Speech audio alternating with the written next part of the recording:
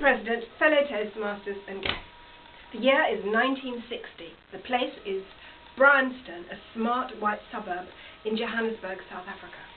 A young woman is pegging out her pretty things on the washing line. A few hours later, she notices huge gaps in the washing line.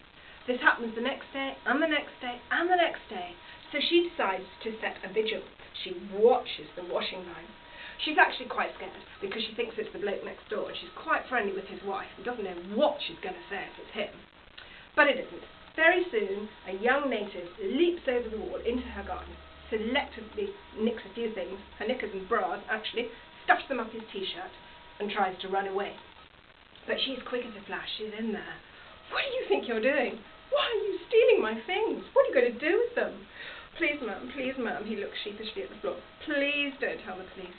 He says, you have the prettiest underwear in the whole of Johannesburg. I can get really good money for them downtown in Soweto. Enough to feed my family for a month.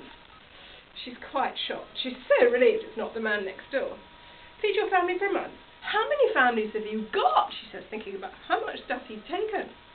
He looks down at the ground. Would you like a job? She looks at him. She says, I've got a big garden. I've got 3 children.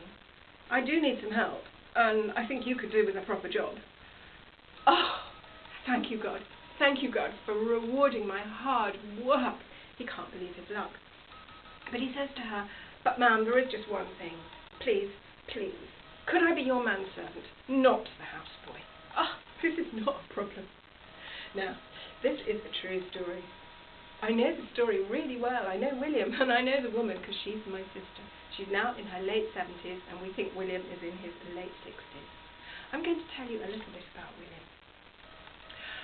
William doesn't have a birthday like lots of Africans. Nobody bothered to write down when they were born, but we just guess how old he is.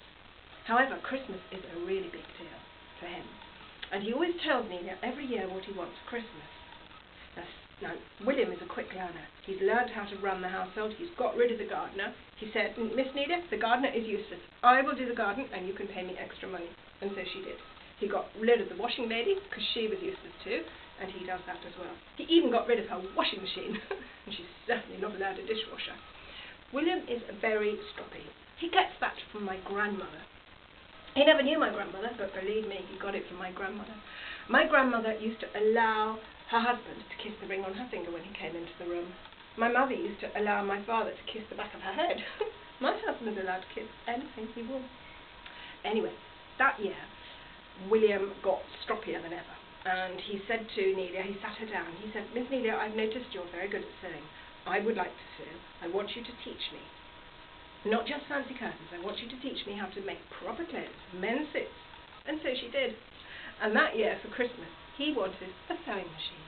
He said, I'm just going to give you 1 lamb chop for dinner on a Monday night instead of 4. 1 is quite enough, and there will be enough money in the housekeeping to buy me a sewing machine.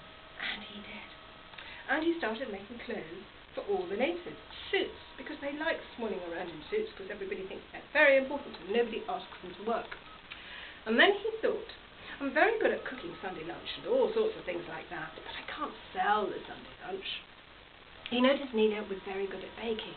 So he said, Miss Nelia, I want you to teach me how to bake cakes, to make cookies and biscuits and things to put in bottles so I can sell those too. William, as you'd probably gathered, was very good at moonlighting, and that was fine by Nelia. He could do whatever he wanted in his little house in his free time. She was only too pleased that he wasn't one of the lazy ones. He was wonderful and they all adored him. And he really was Nelia's manservant. He was not a houseboy. He had the rest of the family running rings around him, as he still does today. And so this is what he does. But there's one other thing William does too, I'm going to tell you about. William is actually rather dishy. I know, because I've met him. I can remember him. He's lovely. But things in the Parkin household were going a bit wrong. Breakfast, in particular, at the weekend was going completely wrong. One day he even served up roast lamb for breakfast. Well, he thought it was nearly lunchtime. It wasn't, but it certainly wasn't breakfast time either.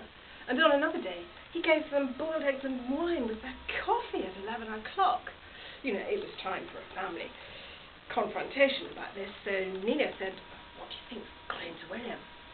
Something's making him mess up breakfast all the time. Is there something I don't know? He can't surely be making clothes for all those women that are always outside his door and making them all cakes. They'd actually started coming round quite frequently because the local natives had all decided they needed a birthday. So they all made up birthdays for themselves, and many of them had them once a month so they could keep coming round for William's cakes. But Nelia thought, you know, there's rather a lot of women just for cakes and for clothes, and Sally just giggled and said, "Oh, Mum, for goodness sake, he's not making them clothes or making them cakes. Why don't you go and ask him?" And so Nelia did. Sam looked down at the floor a little bit sheepishly, like he had done on that first day when she caught him nicking her underwear off the washing line.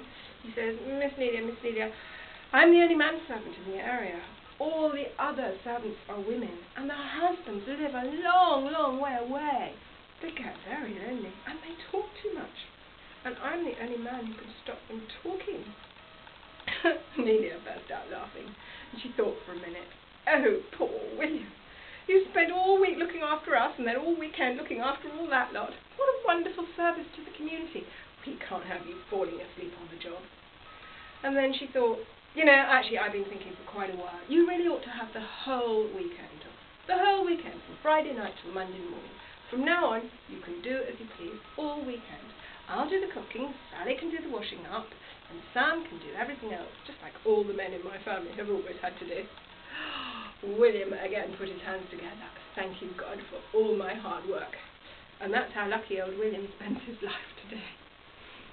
I'm going to leave you with one thought about people who take things from you. The next time somebody takes something from you, think maybe they need it more than you do. Maybe they're recycling. Maybe they're being enterprising. And while you're about it, why don't you offer them a job as well?